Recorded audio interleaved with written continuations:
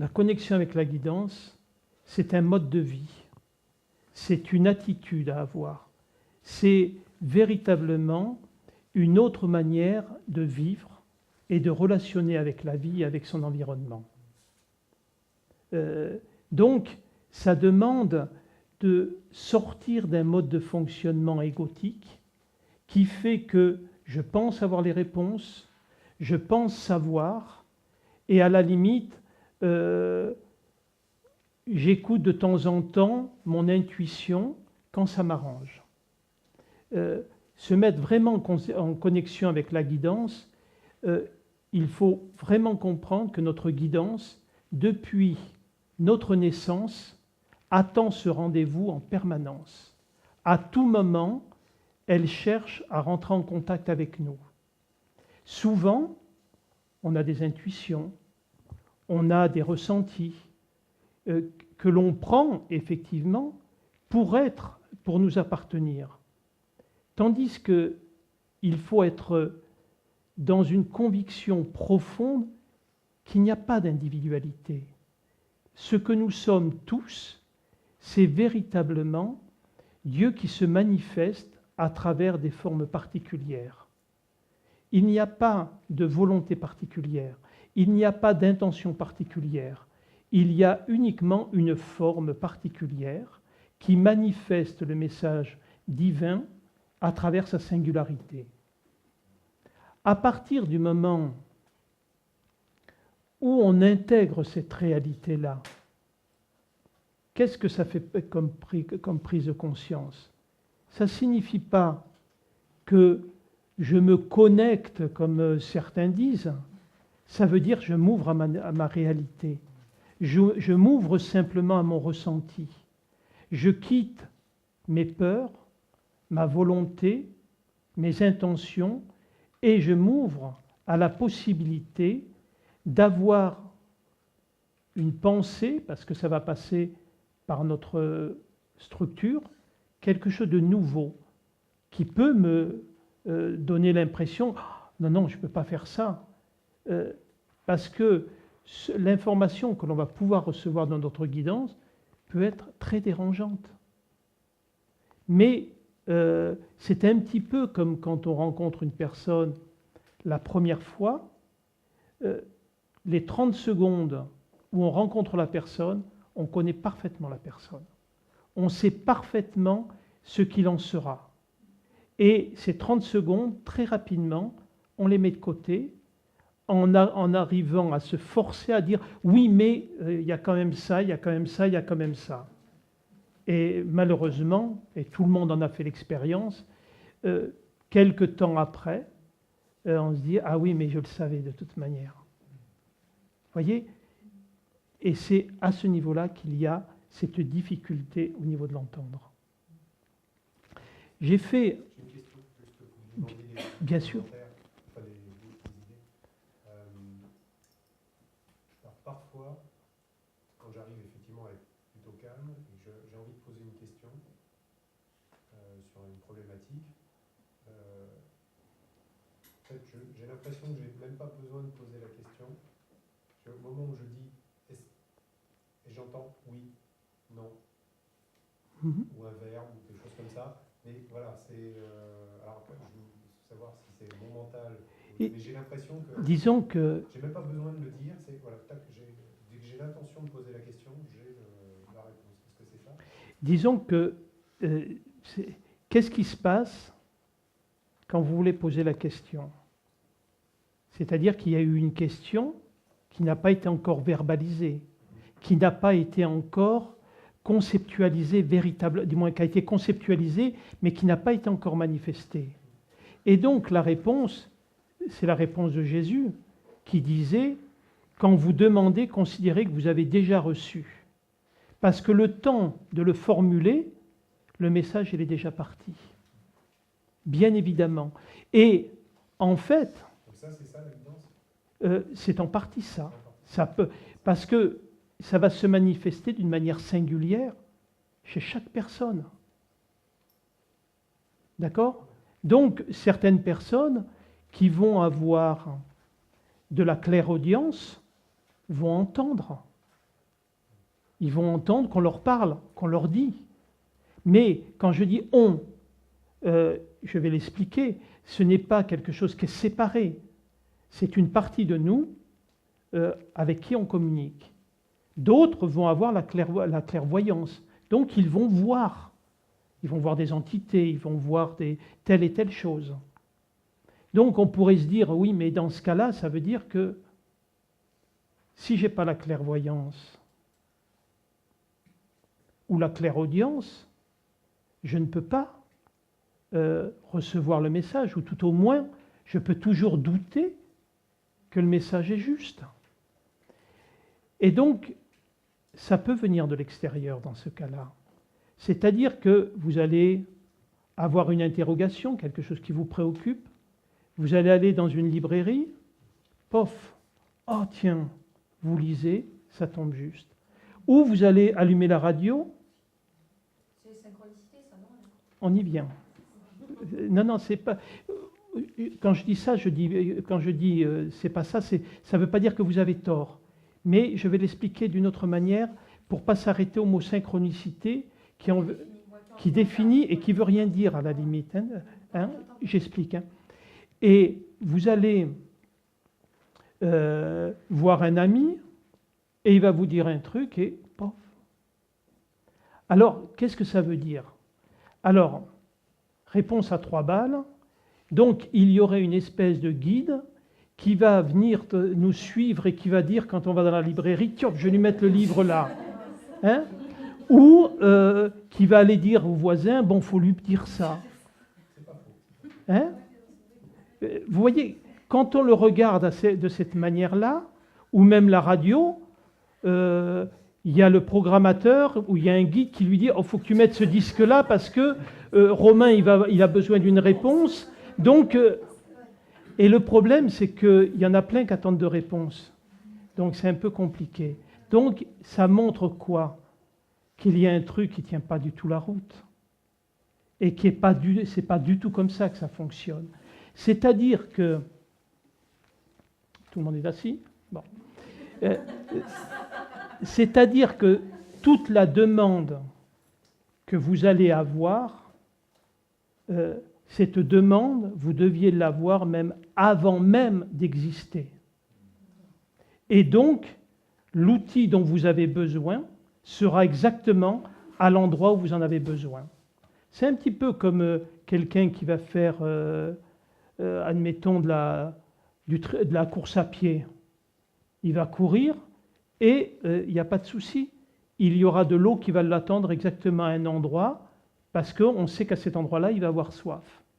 Et dans la vie, c'est exactement la même chose. Tout ce que vous avez à vivre est déjà inscrit, est déjà tourné. Tous les besoins, toutes vos préoccupations sont déjà installés. Et donc, toutes les réponses et tous les outils sont déjà posés. On doit complètement réfléchir, non pas dans la séparation, mais dans le schéma de l'unité. Tout ce qui est manifesté, c'est le divin dans son indivisibilité qui se manifeste. Donc, on va pouvoir l'appeler les synchronicités dans le sens où tout est synchronisé. Il n'y a pas une chose qui ne va pas coller.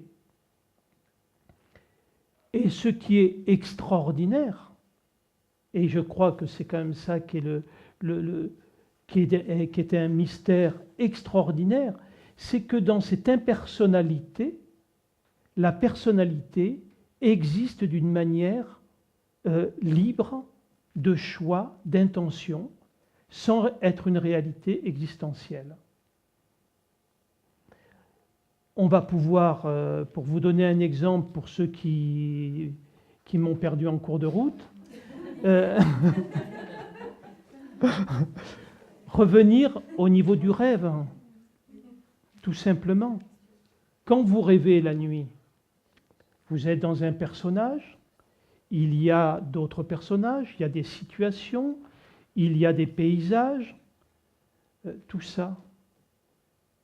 est-ce que le personnage que vous avez dans le rêve, il existe?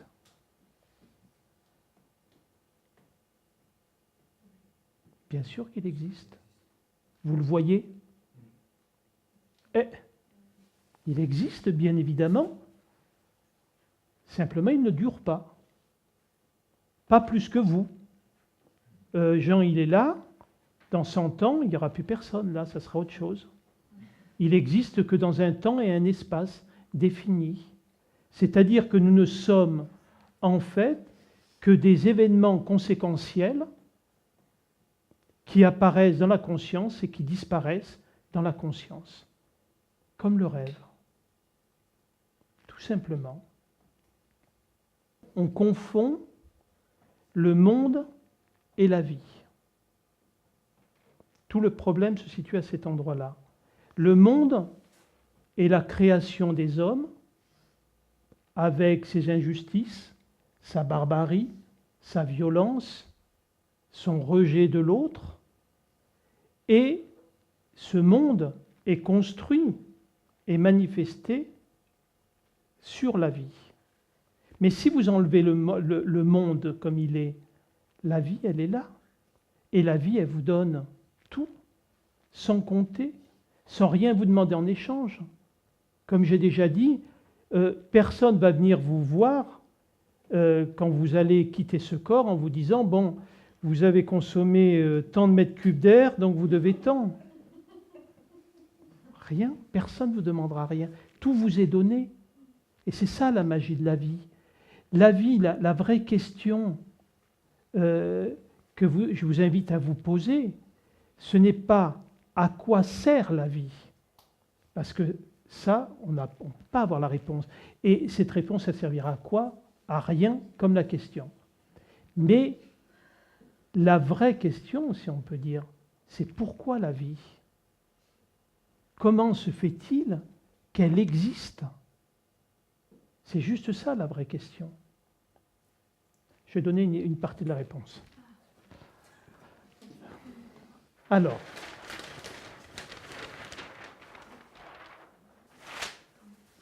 voilà. Je dessine bien, hein? Ah, je suis bluffant, hein?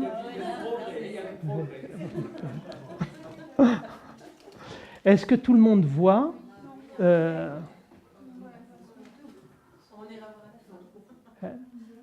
Oui, c'est à peu près. Alors, je vais, pour répondre à ce que je viens de dire, pourquoi la vie est, tout simplement. Ça va? La prochaine fois, il faut donc des polycopes individuels, il va falloir un petit peu améliorer tout ça. Je sais à qui je vais demander de me les faire. Hein? J'ai une petite idée aussi. D'accord. Alors, voilà ce dessin. Je vais commencer par celui-là parce qu'elle est importante. Le quadrillage que vous voyez dessous, on peut dire que c'est Dieu. Alors on peut l'appeler sous plein de noms. On peut l'appeler pure conscience, on peut l'appeler l'énergie universelle, on peut l'appeler l'intelligence universelle. Je veux dire, les noms, on s'en fout, et lui aussi. Et ce qui est important, c'est de comprendre que cette énergie, et c'est vraiment une chose importante à retenir, c'est que Dieu est une énergie inactive. C'est-à-dire qu'il n'exerce aucune action active dans sa manifestation. Une fois qu'il y a la création, de fait de son existence, tout va être la conséquence de cause à effet, sans qu'il n'y ait aucune intervention au niveau de Dieu ou tout ce que l'on veut. Donc, il faut imaginer d'abord, tout ça n'existe pas. Il y a un point qui se compresse dans des... je crois qu'on peut guère imaginer l'énergie qui est compressée à ce moment-là, Et ça s'appelle, à ce moment-là, il y a une volonté, une intentionnalité impersonnelle. Et quand ça se compresse, tout d'un coup, il y a explosion. C'est le Big Bang en fait. Et ça part de ce point-là, et cette explosion crée le 8. Le 8 étant le cycle. Et vous avez une partie qui va être physique, avec toutes les planètes qui sont différents. Ici, il y a, sur ce plan, le plan physique, il y a la Terre, il y a la Lune, je ne les ai plus en tête. Sur l'éthérique, enfin, je ne les ai plus en tête, donc je ne veux pas je ne les ai pas en tête, là. Donc, toute la partie physique va se situer à cet endroit-là. C'est-à-dire, ici se situent les anima et les animus, c'est-à-dire le yin et le yang, qui créent la forme. Ça vient dans cet espace-là, donc ça crée les planètes, ça crée tout ce qui est vivant. Et il y a ici, parce qu'il faut qu'il y ait équilibre, il y a la partie non manifestée.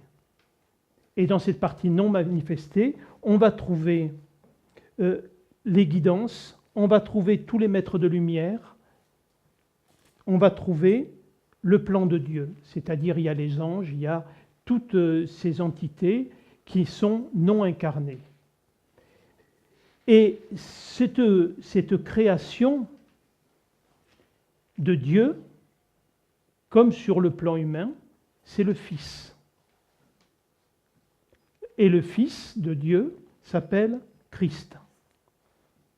Donc, Christ n'est pas Jésus, comme il est dit dans la religion, où la religion a remis cet immense mystère au nom d'un homme, mais effectivement, cet homme était témoignage de cette réalité-là. Tout le monde me suit? C'est clair? Donc, il va y avoir, par ce point de transmutation, une communication qui va s'établir d'une manière permanente. Ces deux espaces communiquent tout le temps l'une à l'autre.